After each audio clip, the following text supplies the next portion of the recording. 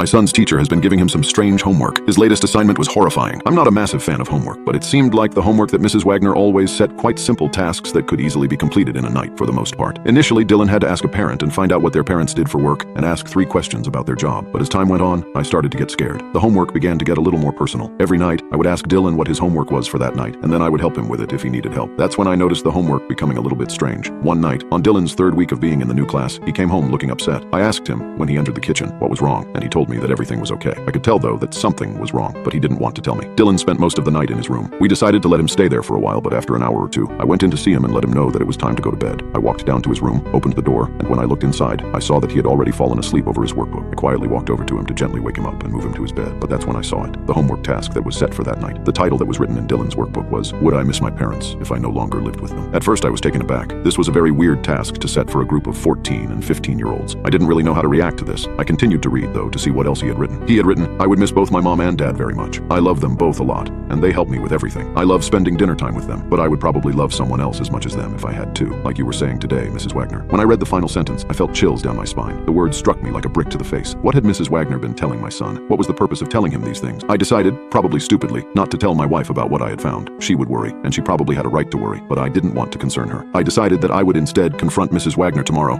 and ask her about this strange homework task. The next day, I took Dylan to school like I normally do, except this time I got out and walked up to the classroom with him. I saw Mrs. Wagner alone in the classroom as I entered the room, and she greeted me with a smile. "Hey, how are you?" she said as I entered the classroom. "How is Dylan settling in?" She was dressed in a flannel skirt with a black jacket, and her brown hair was slightly curled. I answered that he was settling in well, but I did have 1 or 2 concerns. She asked what they were, and so I explained. "I was just curious about the homework you set yesterday, the one about how much they would miss their parents. I am just concerned because it is a very strange and confronting thing to ask a group of 9th graders. I also noticed that Dylan wrote that he might have to love someone else if he had to, like you told him. I would really like you to explain that," I asked her, quite bluntly. "Oh, that," she replied as she let out a slight laugh. "Yesterday I was teaching about how parents love and protect their kids, but also how that there are also other people that would be there to help them if they need it." I wasn't satisfied with this answer and was about to question her further, when suddenly a large group of school children entered the classroom. They were all walking in 2 rows. They all greeted Mrs. Wagner and greeted her one by one. They seemed very well behaved, almost too well behaved. I then saw Dylan take a seat next to one of the students, who was staring to the front of the classroom with their arms crossed. At the entrance of the rest of the class, Dylan's behavior seemed to change. He seemed to sit up a bit straighter, and his eyes widened as he began staring at the rest of the class. I looked around and noticed that all of the students were staring at the same spot. All their eyes were pointed at Mrs. Wagner. Something didn't feel right, but I knew that Dylan needed to stay at school, and this was probably some sort of morning routine they had. I decided that I would pick Dylan up from school, though, and so I left work a little bit early and drove over to the school. When the bell rang,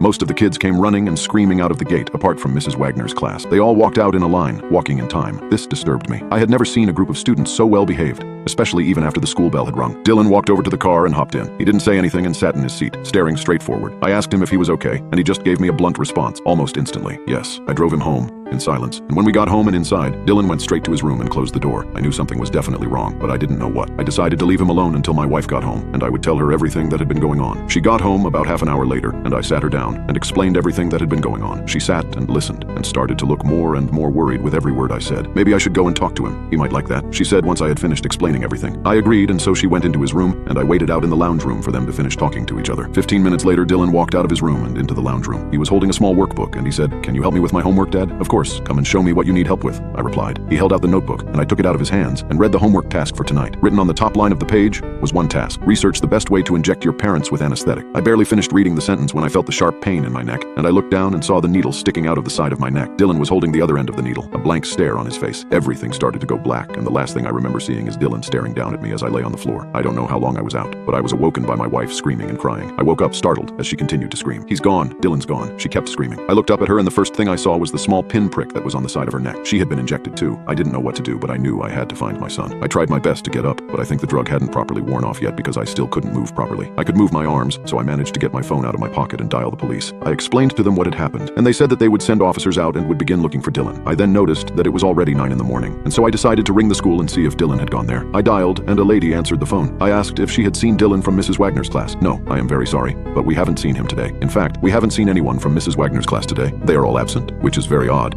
Because Mrs. Wagner hasn't shown up for work either today, the lady on the phone said. I hung up and sat in silence for a moment. My wife had heard what the lady said, so she also just sat there in total silence. That was all 3 weeks ago, and Dylan is still missing, along with Mrs. Wagner and the rest of his classmates. All the parents of the kids in Dylan's class have the same story. They were injected with something by their own children, and when they woke up, their child was gone. No one knows where they went, but we all had the same questions. Were they all together? Was Mrs. Wagner with them? Was this all planned? Exactly a month after the kids disappeared, the parents of Dylan's classmates and I gathered for a meeting at the town hall. We needed to share our experiences, our fears, our guilt. But as we were sharing our stories, one parent, Mrs. Johnson, whose son was also in Mrs. Wagner's class, remembered a strange detail. Mrs. Wagner had often spoken about a cabin her family owned deep in the woods, about 50 miles north of town. The police had searched her home and nearby areas, but nobody thought to check the cabin. Armed with this new information, we immediately called the police and relayed the information. They promised to launch a search the next morning and advised us to stay home for our safety. We couldn't just sit and wait, though. A few of the other parents and I decided to take matters into our hands. We gathered flashlights, maps, and a few essentials, and in the dead of the night, drove towards the woods. We navigated the dense forest for hours, the silence broken only by the sound of rustling leaves in our pounding hearts. As the sun began to rise, we came across an old, dilapidated cabin. The windows were boarded up and the paint was peeling off, but it was still standing. My heart pounded in my chest as we approached the cabin. We called for our kids, praying they would hear us and respond. Instead, what greeted us was an eerie silence. Taking a deep breath, I pushed open the creaking door of the cabin. What we found inside was beyond our worst nightmares. The cabin was empty, but the walls were covered in scribbled writing and drawings that looked like they were done by children. A detailed plan was sketched out on one wall, outlining a strategy for the children to inject their parents and make their way to the cabin. The plan was signed with Mrs. Wagner's name. As we frantically scanned the room, something else caught our attention. A stack of notebooks lay on a dusty table. The cover of each notebook had a child's name, the names of all the missing children from Mrs. Wagner's class. I picked up Dylan's notebook, my hands shaking. I flipped through the pages,